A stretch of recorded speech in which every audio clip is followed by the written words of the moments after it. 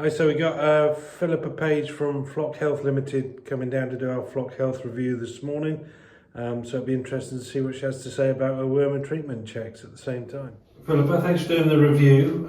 We've also got the worm and treatment check to go through. So do you mind just talking through the form and what we got? So these are the results which you have received from the laboratory after sending your pre-treatment test and your post-treatment test. It explains what the group of animals were and their age at the top, and it also explains the initial actual worm egg counts in numbers on the pre-test. So in this case it was 630 strong isles, and then it tells you what the actual count numbers were on the post-test. So in this case it had gone down to 75 strong isles, trichos strong isles. Then on the subsequent pages it explains and it represents this in a colour chart what the actual efficacy of this initial treatment was. So in this case we have a reduction of 88%, which is highlighted on the yellow band there. So green's good, and so green's good, and then once we move into the yellow colour, that's suggesting that we've actually got some resistance developing on the farm, and it explains that in this column, saying that there is concern and that there could be resistance developing.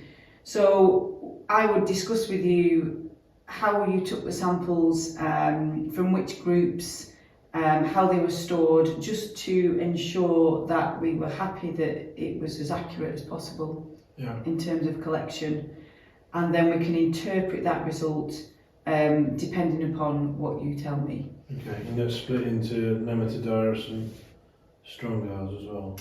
Yes, exactly. So we've got the nematodiarus graph at the top, and then we've got the strong isles at the bottom. So this is a product I've not really used on my lambs before.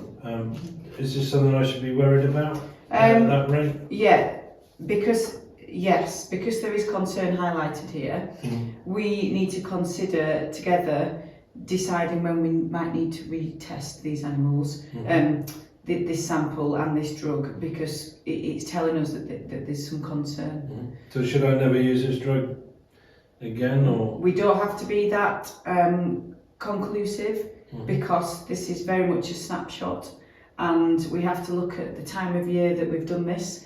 So we're in a time of year towards September where we've got different populations of worms to what we might have earlier in the season.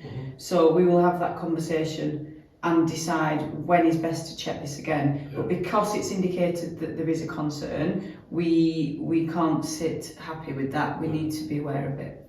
So certainly before using that drug again, we would have a discussion, take a sample before needing to treat, and then we would check it again. Great. So well worth doing.